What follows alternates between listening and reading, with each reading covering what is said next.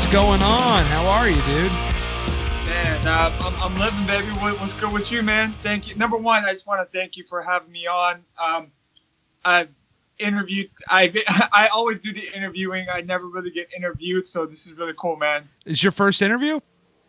Yeah, man. I've never been interviewed, man. Never. Never, ever. Oh man, well strap in. Man, I'm strapped in, man. I'm super pumped, bro. How's LA treating you right now? Ellie's good, man. Ellie's good. I'm in the 250 kilo challenge right now with bodybuilding.com. So, I've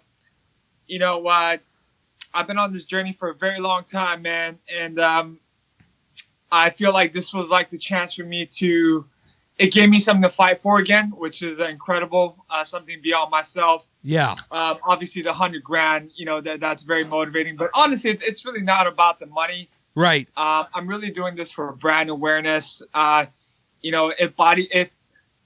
bodybuilding.com never paid me a penny for winning, I'd be very fine with it. I would trade that in for one post. Right. For $100,000. Now, Yep. For the people that have never heard of this challenge, explain it. Give me like the 2 or 3 sentences to the dummy's guide to the challenge.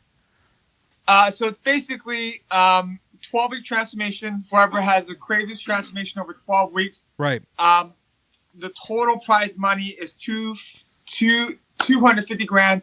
One guy, one girl gets $100,000 each for first place for men's and women's, and then there is a bunch of other like $10,000 prizes. Right.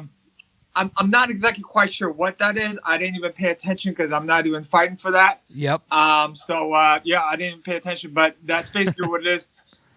They didn't exactly describe like, these are the, what they're looking for, like, in a bulletproof point. But, yep.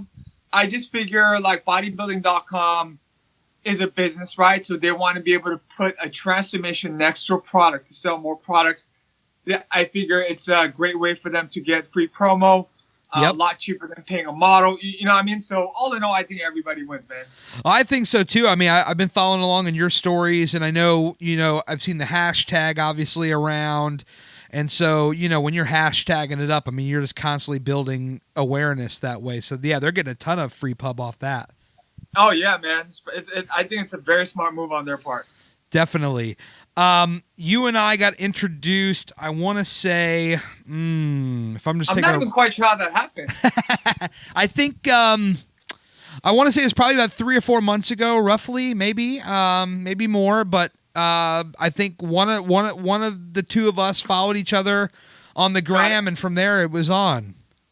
Yeah, I'm just like curious as to like, did I find you on somebody else's page, or I'm big on the suggestions thing, right? So yes. I'm a big follower of that, so that's might have what happened. And honestly, like how we found each other is not important. Is the fact that we did find each other is the big point here. Definitely. I see quite a few parallels. Many things we're going to get into. You run a clothing brand. We're definitely going to talk about that. Yep. You're on a weight loss journey, which is what brings a lot of us together, quite frankly. I mean, look, I've been documenting my progress on Instagram since January of 2017.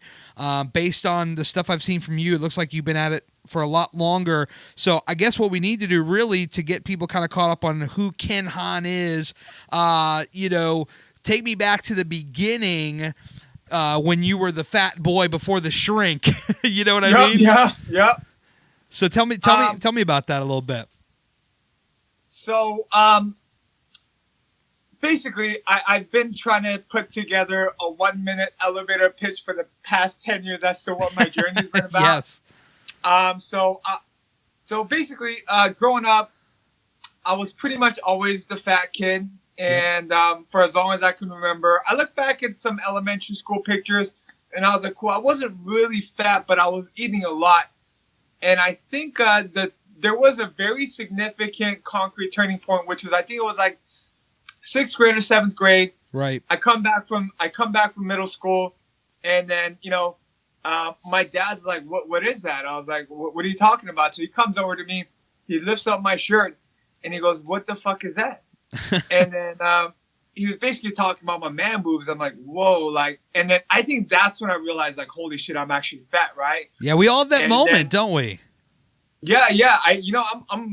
I think there's always like, there doesn't always need to be like one specific moment, but Right. that was basically a big moment for me. And I was like, I think from that moment on, I was like, holy shit, I'm fat. Yeah. And then that was when things really kicked off around 6th or 7th grade. And then, up until high school, I just like ballooned up to like 270 pounds. And, I never went to school dance, nowhere Yeah. formal, no nothing, no dates, no, I just felt like I never really lived that normal high school kid life. So when people go like, oh, like, you remember when high school was so great? I'm like, I have no idea what you're talking about, man. Like I'm in PE class and, everybody's changing and like, I'm trying to like take my shirt off halfway and try to put the other shirt on, at the same time. Sure. Right. So, that was the kind of life that I was living in. In high school, I don't remember one single day on, whether it was winter, whether it was summer. I went to school in the Valley by Northridge and whatnot. Yeah. And so it's really hot, like an extra 10 degrees hot out there. I was wearing a sweater or jacket, 2 to 3 layers at a time for 4 years straight. Wow. Because I was just so embarrassed of my man boobs and like, I was just so embarrassed of myself. I just wanted to cover myself up in any way, shape, or form. And, that's why I love winter, because you look normal in winter, but in the summer you look like you're fucking crazy, right? Oh yeah, I can Can relate. I bust on this podcast? Yeah, you're fine. Okay, cool. And so that's what happened. And then after high school, my parents decided to help me with a breast reduction surgery. So I went under the knife for a little bit, got a breast reduction surgery. Okay. And then that was kind of embarrassing because I had to go get a mammogram. And, when you go get a mammogram, like everybody thought, I think I went with my dad. And then I think all the ladies in the doctor's office was looking at us like, whoa, like father and son, like you're to support the mom, right? Yeah. But, when they call my name, everybody's looking at me like, what the fuck is he doing, right? So that was definitely an embarrassing moment. Yeah. And then, so got the surgery. And then for a month, I had to wear this, like, it's not a bra. It's more like, it looks like a big ass, like, gauze. So I was wearing that in public for about a month because you got to wear this, like, band around your chest to make sure that you kind of, like, flatten out your chest or whatnot. Sure. So did that. Worked out. And I'm sorry. Worked out over this. I'm sorry. I don't mean to cut you off. What does that do for you mentally, right? I mean, you're walking around with this gauze. You said for about a month. I mean, where are you at mentally while this is happening? I remember about 2 days after the surgery, I was laying down. It was about 8 p.m. And then, I think what I did was I think I took the gauze off in my room and then looked at myself in the mirror, topless. Yep. And I literally remember, like, I walked out to the living room to my parents. And I started crying because I was like, yo, like, this is not what I was expecting. I was expecting a flat chest, and it wasn't like that. It was still droopy. It was like, Sure. It just looked ugly, man. You know what I mean? And I started crying to my parents, and I was like, I don't exactly remember what they told me, but I just feel like they felt very helpless. You know what I Sure. mean? Which I felt very helpless as well, too. And in that summer, my parents got me like this aerobic trainer, and I think I was in an aerobics class. Now that I think about it, that's fucking crazy. I was like dancing with a bunch of like older like soccer moms, and it was crazy, man. And then I dropped about 20 pounds, and I think I went into college at about 250. Right. And then when I went to college, man, it was just game over. First time, having freedom. I was just, eating my face off, man. And Yeah. partying and drinking and, drugs and weed and, the normal college story. Sure. So I was doing that for about 5 years, and I ballooned up to like, by the time I was done with college, I was at like about 320, I think. Wow. Okay. Yep, 320. That was my heaviest. And I'm not quite sure what the fluctuations were, but about a year after college, I went to go visit. I'm Korean, and I went to go visit Korea with some of my friends. And most of my fat pictures are from Korea. I would assume I was probably about 340. Okay. But I just don't know if it was 340 because the reason why I use the number 320 is because when I finally decided, after I came back from Korea, I was working at this company and a bunch of the ladies in the office were on Jenny Craig. And I was like, holy shit, these are hot girls and they're on Jenny Craig. I'm like, that shit must work. Yeah. So I went in and then, I probably lost my first like legitimate 30 pounds of Jenny Craig. And that's when they weighed me in, and that's why we use the number 320. Sure. And since then, I really tried anything and everything. I was one of the first guys doing CrossFit, first guys doing boot camp, like first guys doing really any of the fitness trends before anybody ever even talked about it, because that was what was most important to me. Sure. And I started with boxing, and then I moved on to a bunch of other stuff. But really, the most significant change in the story is I think when I was about 25, my parents got me this bodybuilding trainer, and that's when I really made a lot of significant change. Yep. But I spent an arm and a leg, and invested everything that I had into that training, and I was literally going broke paying for training. Right. But it was so important to me. But when I told this trainer that I had to leave him, and he basically said, well, you're not going to make it without me. Like, take your fucking shirt off. Like, who's going to want to train with you? And I was like, yeah. Well, fuck, like the guy was just supporting me until yesterday. And I guess once I stop paying, then the support stops too. You know what I mean? And so, but after that, I became a trainer. And then I wouldn't say I failed, but I didn't really succeed as a personal trainer. I really wanted to help other people change their lives too. I thought my story would be enough. Yep. But I didn't realize that training is a people's business, and you got to be able to talk. You got to have a mouthpiece. So yeah, I mean, since that I quit training people, but I've learned a lot since then. And now we're I've always been in the fitness world. I just don't feel like personal training was my way of helping people. Yep. So my goal has been how can I find a way to help people in the best version of myself, and I think Instagram really helped me do that. Oh my God, it's huge! It's huge. I definitely want to talk about that as well. So when you were at the 320, and where are you at currently? I would probably imagine I'm like 202, 203. Wow. I've been down as low as 188. And how long did it take you to kind of get to this spot? I mean, obviously you're still working on it, but like a spot where you felt like really good about it. Like how long did it take you? Right now, today. Literally, I don't think I've ever felt better. I don't think I've ever looked better. Right. The funny thing is, like, my knowledge of training, my knowledge of nutrition hasn't changed at all. Actually, sure. Nutrition has changed because obviously I found keto in the last year, and that has changed me tremendously. But in terms of training, nothing has changed. The concept's always the same, which is do more. Sure. But I feel like one thing that has really started kicking is experience. I always had the knowledge when it comes to cardio, when it comes to lifting, nutrition, but I've never been able to do everything well all at the same time like I'm doing right now. I see. Now, so when you were at the 320 and you're at around 200 now, how long between the 320 and the 200 did it take you to get to 200? 12 years. 12 years? 12 years. Wow. That's the thing, too. When we look on Instagram, right, I mean, so many people are in a hurry. They're walking around, and this is not everybody, so I'm not taking shots at anybody in particular, but it's a theme I see, and I don't know if you see this too. So I want to bounce it off somebody else to make sure I'm not crazy. I see a lot of people walking around on the Instagram like there's a deadline on this. Like this was some science project that's due in 2 weeks, and holy crap, I got to lose this weight now.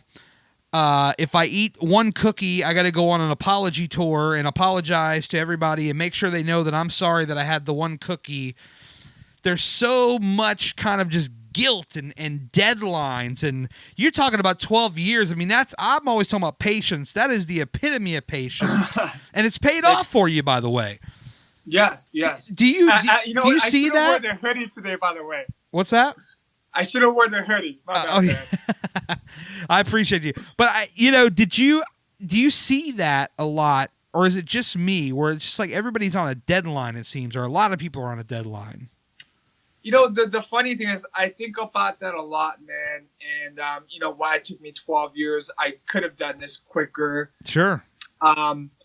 Number one, as we're both Gary Vee fans, I know he gives business advice, but in my head, it doesn't sound like business to me. It just sounds like life business. It just sounds like life advice. Oh, my God, yes. Yeah. So it just happened so that I think life, business, and fitness, they all really have the same principles. Number one, I think a lot of us start from a very ugly place in our lives. Yes. And we just want to shove it in somebody's face that you told me I couldn't, so I just want to hurry up and shove it in your face. That's number one. Yep. Because for me, that still was and still is one of my reasons for why I push as hard as I do, which is a little bit more the dark side of my fitness journey. And secondly, I think I don't think like this anymore, but I think a lot of people think that by getting in shape, by dieting, quote unquote dieting, it takes away from your life. Right. And so they want to hurry up, get in shape, and then go right back to how they were living before. Oh, yeah. I'm done now, so it's time to go back and party with the pizza, the cakes and ice cream and all that. Exactly. So let me hurry up, get it done, so I Yeah. can go right back to what I was doing, because this is not what I'm about. Like, I'm about like party. I'm about beer. Hey, look, man, there's nobody that likes, pizza and beer more than I do. Okay. Like, so you're preaching to the choir. You're preaching to the choir. So I think that's one of the big reasons. And number two, I feel like a lot of people associate pain with, getting in shape. Yeah. Obviously there is pain in getting in shape. But I think one thing I really learned along the way is that pain is actually what drives my happiness, right? Because being fat, like I really feel like it's a sense of hopelessness. It's a sense of powerlessness.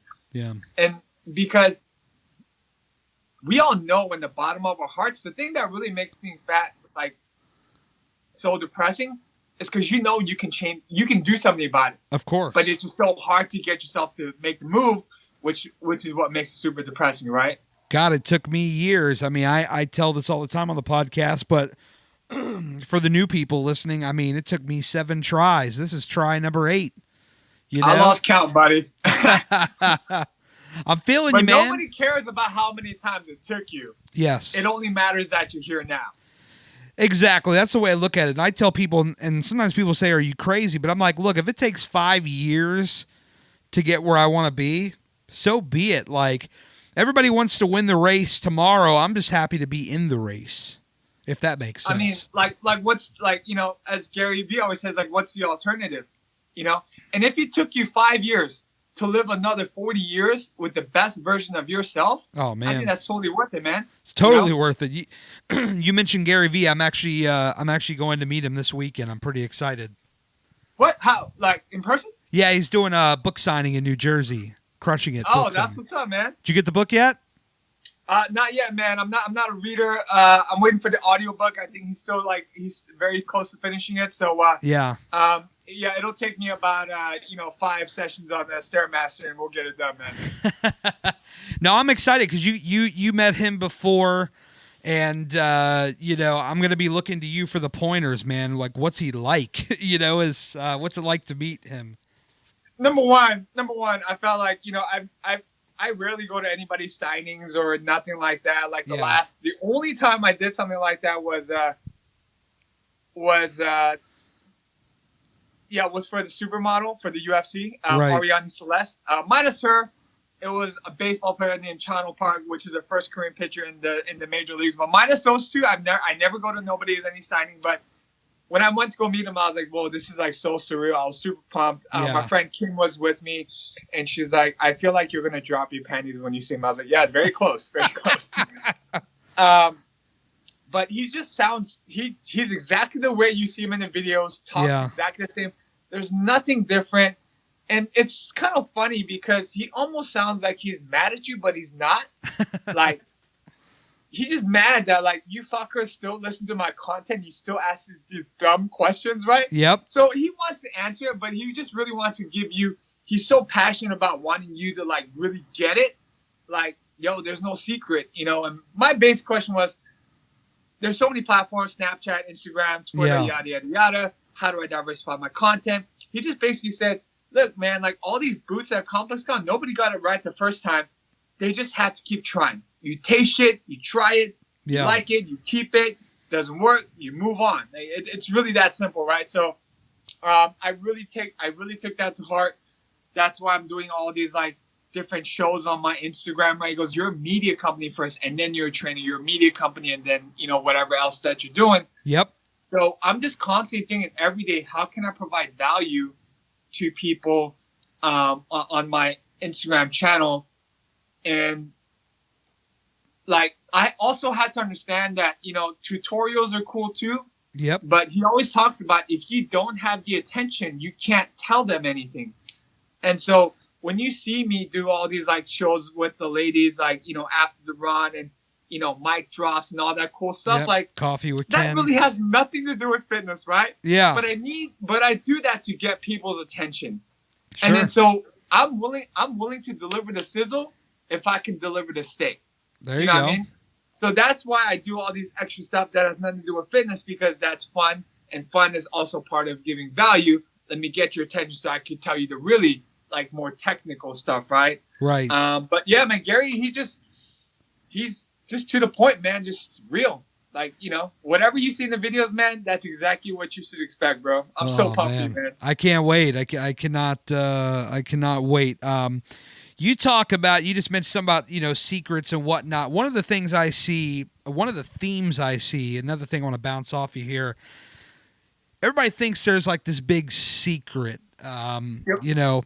I had a lady that worked at the gym that approached me, and she said, I was talking with another guy that works here, and we were looking at your picture, because at my gym they have your picture, they scan you, and you show up on the screen, and like, yep. We're just trying to figure out like, what is your big secret? Like, what are you doing? Like, how is it working? And I'm like, and I had to get my composure, Ken. Yeah, I get it. I wasn't gonna snap off on her because that's not my personality. But I'm just like, hard work is not a secret. Like, you guys can see every time I've checked into this gym.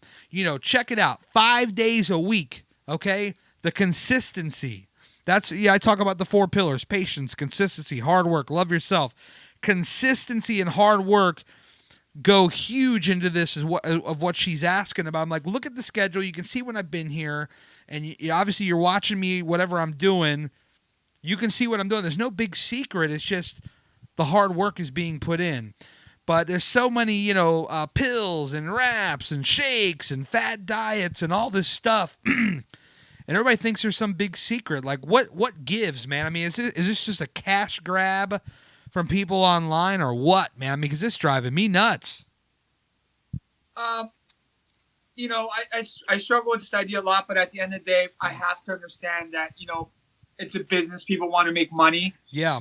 And so, number one thing that really makes me mad is when I see people that are supposed to be influencers, people that are thought leaders in the industry that people look up to. Yes. And you're promoting garbage. That makes me really mad, because I am very sure that you can make money other ways. Sure. But when that hot girl T-shirts. I'm not. Huh? You can make money from T-shirts. Yeah, I mean, that don't hurt nobody. They can make money, right? Yet, they're over here. I'm not even going to mention names because that's not what I'm not trying to put anybody under the bus. No, you're good. It's like when you're promoting shit like Sweet Sweat, like, girl or dude or whatever, whoever you are, you did not get in that type of shape because you rubbed some Sweet Sweat on your tummy, homie. Like, I mean, let's be real about that, right? So, yeah. Even when I see friends that, have some influence and they start doing stuff like that, I'm like, okay, cool. They've lost it. Yeah. They've lost where they came from, because I know and they know that is not how they got in shape, right? So, but I think at the same time, sometimes the industry kind of sucks people in. Goes, sure. Well, if I have to make money, like, this is the only way. And then once I make the money, then I'll be real with them. But I'm like, well, by that time, then you've lost all credibility. You know what I mean? Exactly. I mean, who was it? Obese to Beast did a video about this very topic, and I'm glad he did, because he's got a tremendous reach, Yep. a lot of influence in this space.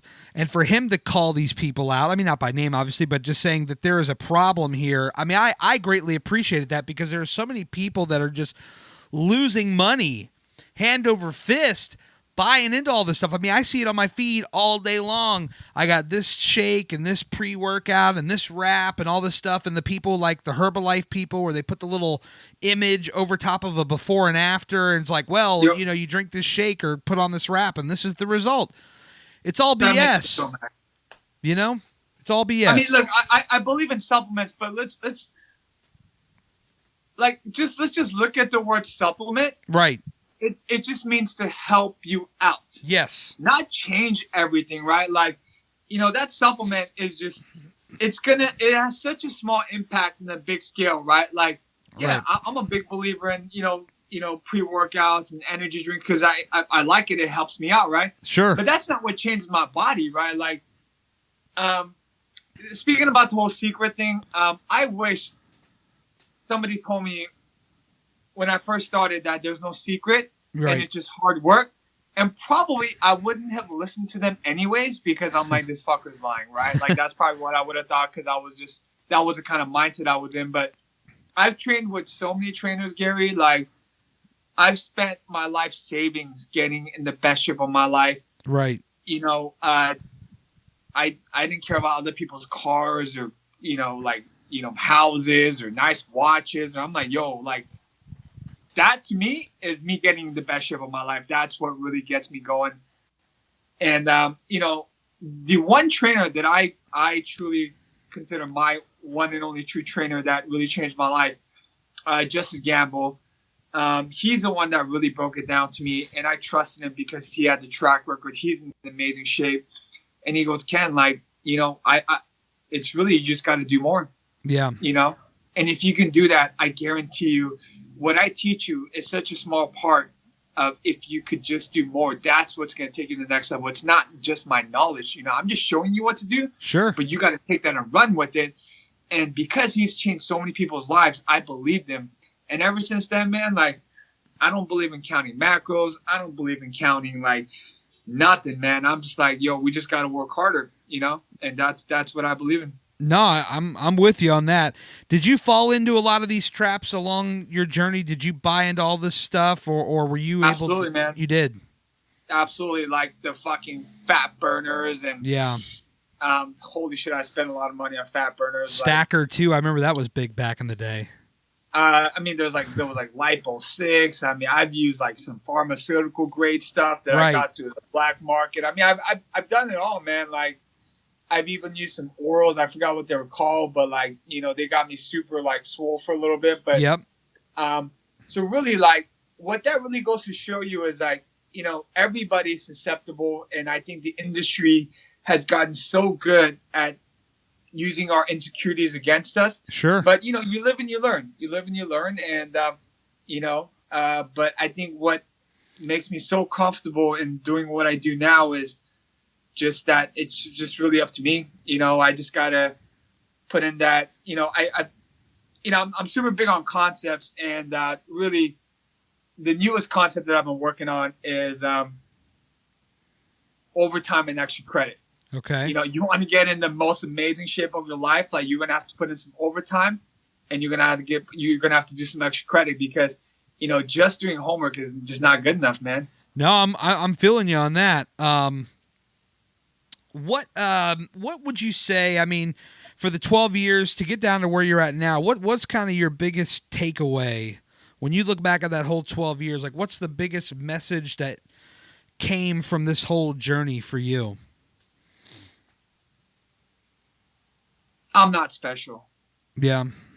I'm not special, man. Like, I just worked my face off, man. And, you know, there were so many people that told me, like, at when I lost 30 pounds, 50 pounds, 70 pounds, oh, you're done. Like, it's okay. It's good enough. I'm like, you know what? It has nothing to do with you. Right. Like, it has everything to do with me and nothing to do with you, because what makes me happy is not your standard. It's my standard, right? And so I'm not special. I truly believe, you know, I don't think everybody could be Beyonce. I don't think everybody could be LeBron James, right? Yep. But in fitness, you can be number one.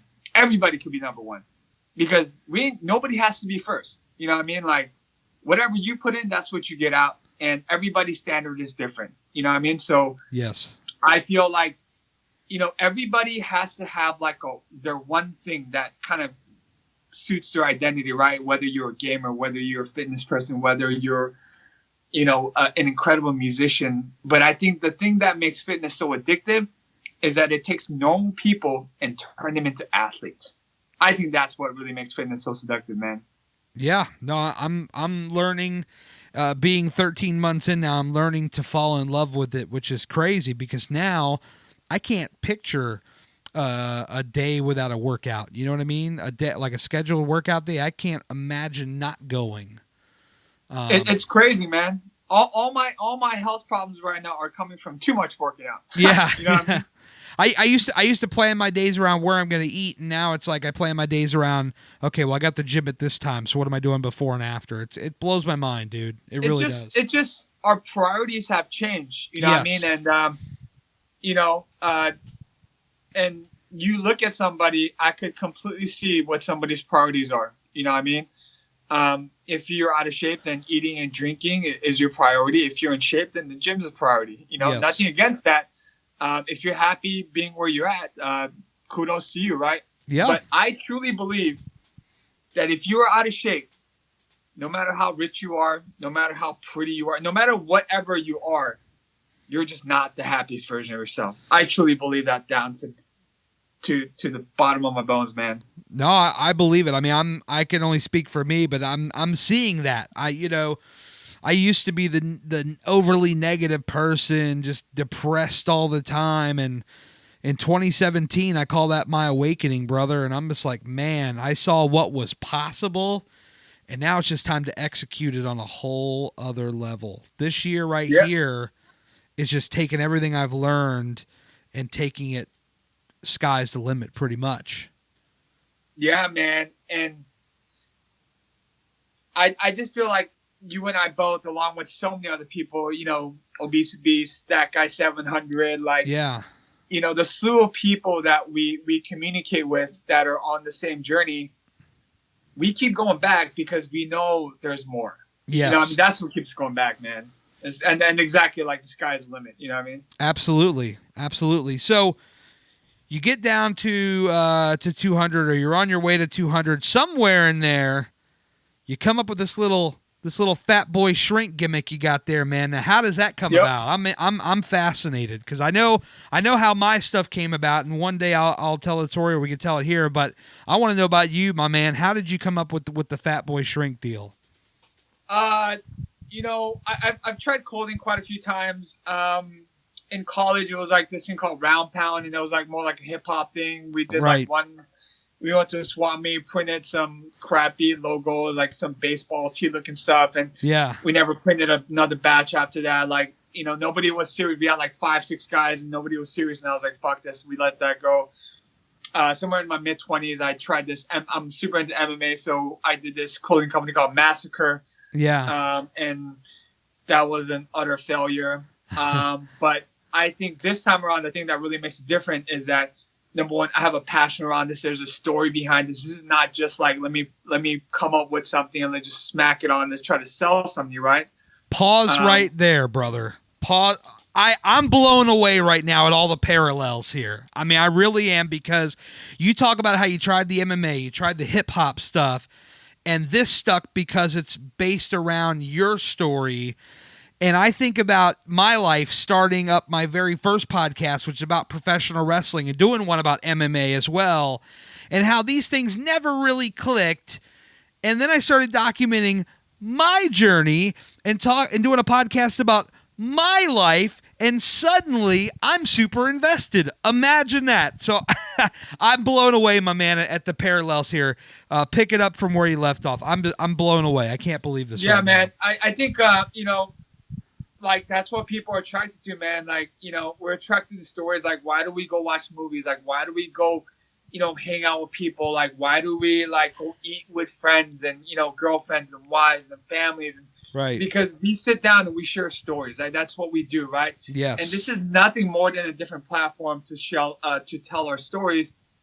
And so originally my Instagram was called LGX Fitness, Okay. and that just stood for Look Good Fitness.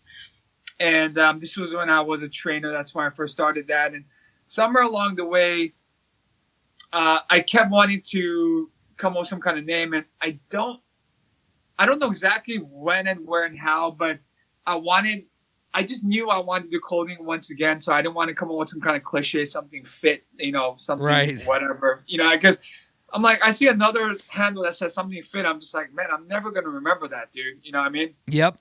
And so, you know what? I remember. Originally, I wanted to solve all fat boy problems. I wanted to be like the fat boy psychologist. Right. And shrink was originally not meant to be smaller, was meant to be a doctor. Oh, okay. All right. I got you. So that's the actual story.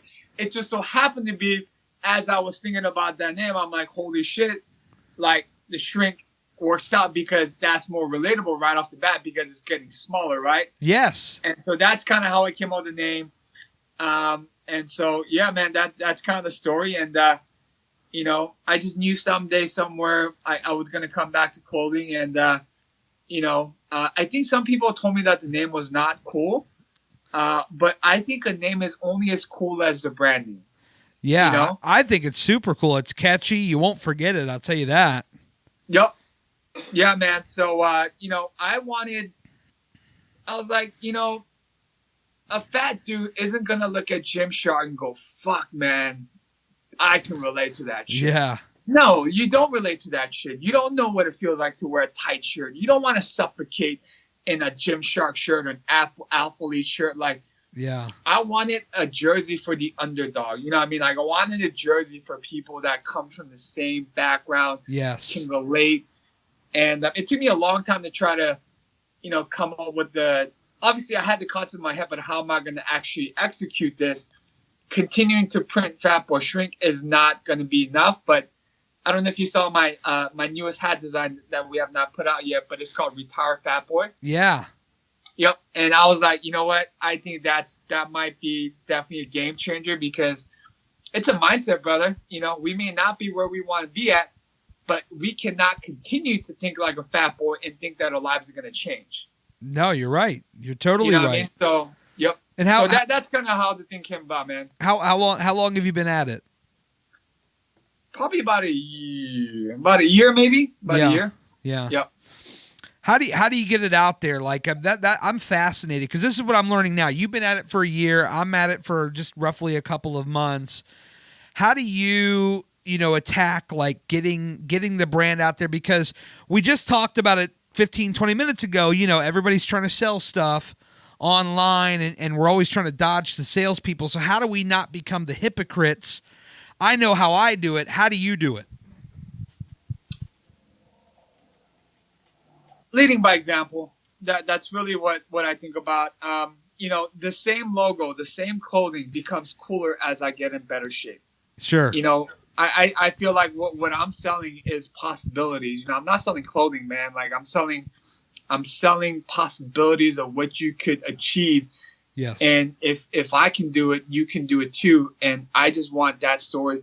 I basically want to tell a better story. Yep. Sure. And for me to tell a better story, I have to progress in my journey. And the more I progress in my journey, I think that gets people more invested and be like, yo, I can relate to that. Definitely. So I want you to relate. Then you possibly might think about buying the clothing. I've tried to sponsor a couple of friends that had some, cool weight loss stories, but I think sometimes what happens is Instagram makes people feel like they're bigger than they really are. Sure. And so they just it just didn't work out. I'm not trying to talk shit. It didn't work out. And so I was like, you know what? I just took the wrong idea. I need to be the face of the brand because I am Fat Boy Shrink, right? So yeah, I basically kind of stopped trying to sponsor people and go, I'm just going to take on the load. And the more better I become, I will have more leverage to have better people work with me, if that makes sense. No, I love it because that's kind of a similar approach that I've taken. It's like, I wear the stuff. I mean, you look at my feed, unless it's like a throwback photo, for the most part, I'm wearing my stuff. Yep. Because as I like to say, and it's kind of like my ad slogan, I speak it, I wear it, I live it. And that's fire, brother, because you can't fake that. If you're speaking it, you damn sure better be living it. And why not wear it while you're at it? Pretty much. That's the way I look at it. And the other part of it too is people say, I get people that DM me all the time, hey, cool shirt, where'd you get that? And then so I don't have to beat people over the head with it. I don't have to say, buy my shit, buy my shit, buy my shit. Instead, people ask me to buy nothing, man. Yes. I like when they ask me. I want them to want to buy it. Yes. Because it's a cool story, bro. You know what I mean? Like, exactly. that's the idea. It's because it's a cool story, bro. And I want them to think, that could be my story. Yeah. I always give an example, like, I don't give a fuck about basketball. I don't give a fuck about baseball or football. Right. But I wear Jordan. Why? Because it stands for greatness, even though I don't care about basketball. That's branding, right? Respect. And so when somebody looks at a Flatbush Cat or a hoodie or a T-shirt, I want them to think like, yo, that could be me. Yes. And once they can say that, then I'm like, cool. Like, we're gonna start selling some real T-shirts, right? Yeah. Yeah, it is a tough game though, because there are a lot of players. I mean, it's clothing. Like you're competing with millions of other, entities, and it's tough. And honestly, man, I'm not trying to fight Gymshark or Alpha Lead or any of these other brands, dude. Like, that's not my market. My market, I think our market is huge, bro. Which is weight loss and keto, right? Like, that in itself is a subculture, and I want to be one of the kings in that industry, right? Like, sure, I just feel like I'm not trying to reach everybody. There was I never actually read it, but I heard about it from Tim Ferriss. Your 1,000 true fans. Yep. I'm just trying to get my 1,000 true fans, man. That's it. I'm not trying to gap the world, man. Just 1,000 true fans, and they'll talk for me. That's it. Yeah, I see so many people that get hung up on the numbers on the gram. Follow, unfollow. And this is the thing, too. We should probably get into the gram. I mean, look, this is where I met a lot of people. It's where I met you. I've made a ton of new friends on the gram, as I'll call it. But there's a lot of people that just try to, use and abuse, follow, unfollow. People that are just beating you over the head with this stuff. And I celebrate more the community aspect, because I've met so many cool people. You, my man Tony Ferrari. Oh yeah, the big sweaty beast that you was running with in L.A. last week. Ryan. Yes. So big bearded sexy beast. Yes. Yes, big sexy bearded beast. The guy who could make his hat just dripping wet. I love that. Oh, yeah, that's become his signature, man. Dude, I told him, I was like, you and Ken need to do like a collab, like on a hat or something. Yeah, we talked about that, man. We're definitely going to work on that, man. Yeah, because I think your hat game is strong. I was going to try to offer some advice, but you've been at this thing a lot longer than I have. I'm just getting my feet wet, like I'm just figuring it out, like what it's all about. Like, hey, well, let me stop you right there. I'm still figuring shit out every day, man. Like, I have no idea what I'm doing. I mean, I've learned a few things along the way, but I think that keeps me humble. That keeps me wanting to do more, which is I'm still figuring things out, man. Like, we're all figuring things out is basically my point. You have to, the moment you think you've got it all figured out, that's when the game just changes all over again. Absolutely, man. Absolutely. So, tell me about your diet. I know you've been doing the keto diet and stuff like that. I'm not a super expert on it. I think we talked about this on your podcast, but I don't really follow a particular diet. You follow the keto, so smarten me up to the keto diet. Number one, what it's all about, and then number two, what it's done for you. In a nutshell, it's basically using fat as our primary source of energy. Okay. Which basically means low carbs, and the lack of carbs that we put on our body forces us to use more of our stored body fat as energy, right? So that's basically the gist of keto. In terms of macros, everybody's a little bit different. Some people say 75% should come from fat. I don't quite count it. I just try to keep my carbs low, which just kind of takes care of all the other macros, if that kind of makes sense. So right. If it's high sugar, high carb, I'm not even going to look at it. I try to keep it between 30 and 40. and then that way it just automatically increases my fats and my protein intake as well too. So majority fat anywhere from 60 to 70%, protein about 20, and then maybe about 10% carbs. And so yeah, I don't count macros. I just try to keep my fats high and my carbs low, and the protein just kind of takes care of itself. In terms of what keto has done for me, man, I've tried a lot of different diets, man. My parents got desperate at one time. They put me on some kind of deer antler Chinese medicine, starve yourself for 30 days and lose weight. I mean, that sounds like crazy diets, man. I've been on Jenny Craig, diet pills and this and that, and GNC this, and I can't even remember everything, man. But keto has been a game changer, a lifesaver, because number one, I'm super alert, super energetic. Right. And mostly, there's nothing more depressing when I was on a high protein, low carb diet of not being able to eat delicious food when you come back from training. Everything becomes a drag. Yes. And obviously you see from my gram that my foods are pretty damn delicious. I enjoy myself. Obviously, I can't eat my French fries and beer at least for the next 50 days. But yes. minus that, man, I'm living good. I'm eating good. I'm very happy training, and and I'm energetic, man. That's the big thing. I have sustainable energy and incredible alertness, and I get to eat delicious food, which all equals to more success in the gym. I think that's huge. I think if I ever come a point where I stall and eventually I'm going to hit a plateau, I know it's eventual, then I'm going to switch it up. I may look into the keto thing because it's just getting to the point now where too many people that I respect their opinion are saying how good it's working for them. And I'm like, okay, I always follow my own lead, but once I hit a plateau and I need to switch things up, I may look into it myself, possibly. Yeah, man. I mean, I think it's always about adjusting, if something stops working, then you adjust and you find something else, and maybe you'll combine what you were doing before with keto or, whatever else. Yep. And, just finding the one that works best for you. Even though I rave about keto, I don't push it on anybody. Yep. Look, to each his own, man. You do what you want to do. I don't want to get religious on anybody. I don't look at a CrossFit person and be like, that's stupid. Obviously, they're in incredible shape. So what am I going to say? Yeah, I hate it. But that doesn't mean they have to hate it, right? So, yeah, man. And you know what? This is the other thing. Never say never. As you've seen, I've been running. I always said I would never run. But look at me now.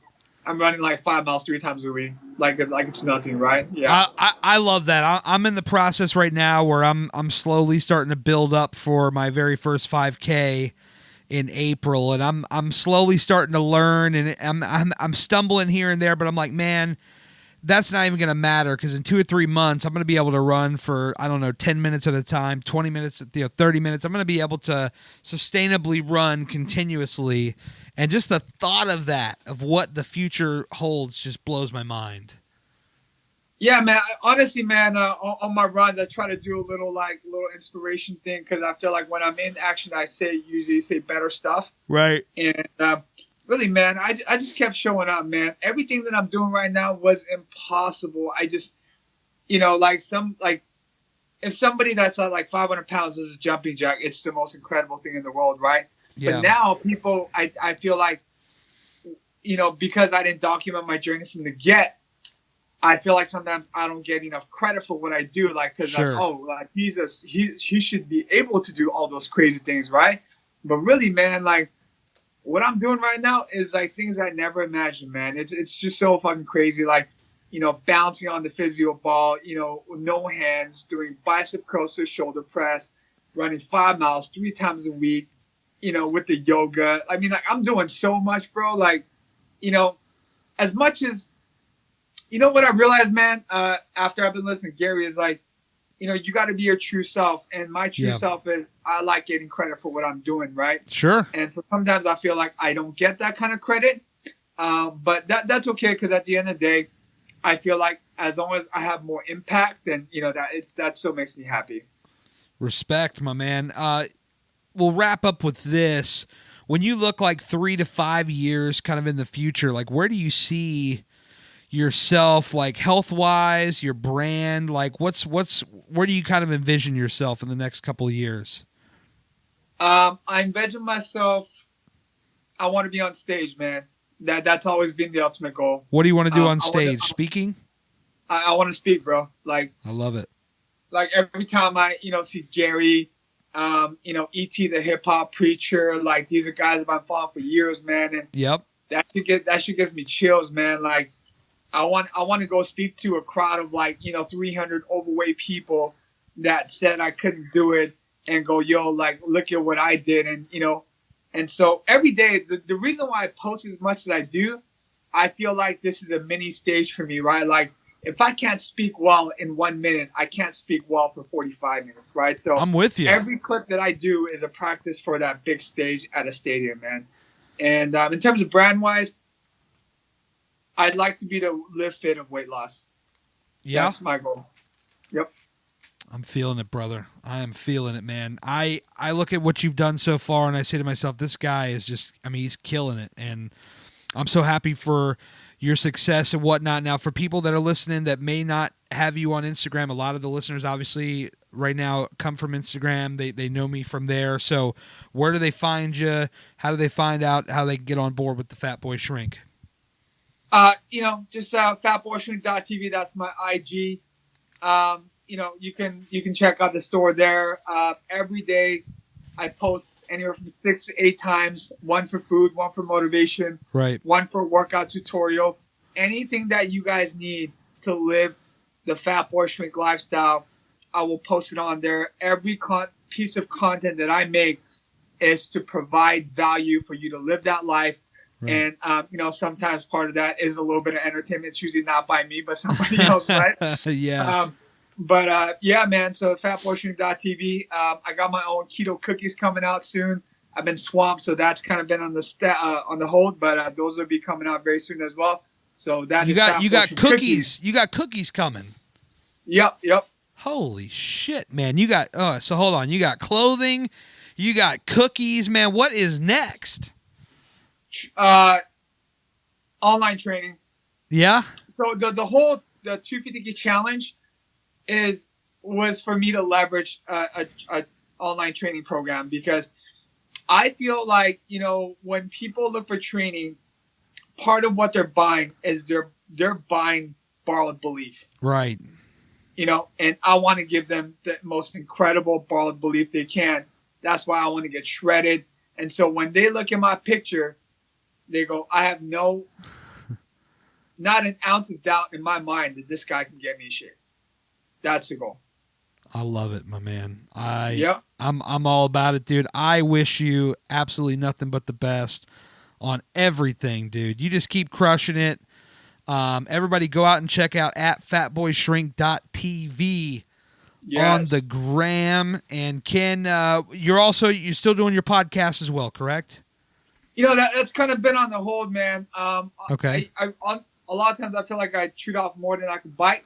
Right. But I feel like that's where I really thrive, so I just never stop chewing, man. But I don't really want to plug that because it's really not active right now. Okay. But thank you for asking, though, man. Fair enough. So just go to your Instagram, and they can get everything from you on the gram.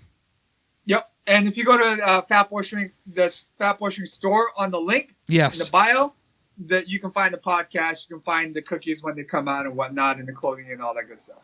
Ken, it's been a pleasure, my man. Thanks so much for doing the podcast. I really appreciate it. Thank you so much, Gary. I feel honored to be on your podcast, man. Thank you so much. I feel honored that you came on the podcast, and we'll definitely one of the things I'm going to do here in the future is people that have been on this podcast after so many months, we're going to start going back through some folks and getting updates and seeing where everybody's at. So definitely maybe towards the summer or fall of this year, we got to get you back on to see what's going on with Fat Boy Shrink. Thank you, man. Don't mind the picture. I'm going to take a quick pic for the gram, man. I was just about to do the same thing. Let me see if I can get you on here. There you go. Taking a picture of me taking a picture. Boom. I love it. I'm posting that to my story the moment we end this podcast. Ken, thank you, brother. I appreciate you, man. Thank you, man. I'll see you soon, brother. Take it easy. See ya. Peace.